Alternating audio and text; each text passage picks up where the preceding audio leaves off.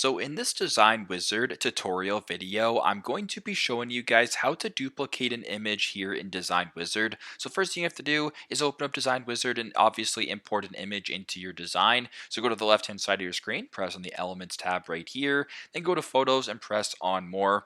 For this demonstration, how about we search up a photo of ice hockey? So I'll search up hockey right here to get some photos, hopefully.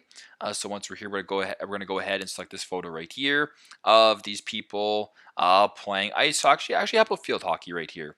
Just for demonstration purposes. Obviously, it can be whatever photo you want. It doesn't really matter. But once you have the photo imported into your design, what you have to do next is actually go to the top right here. So first off, what you can do is you can select on the image, either go to these three options right here, right in the middle, it says copy, or you can go to this top bar and press on copy right here. Regardless if you copy it, you now made a duplication of it and it's the exact same image. So pretty straightforward, but that's how you guys can, copy an image or duplicate an image here in Design Wizard. Thanks again for watching, and I hope this video helps.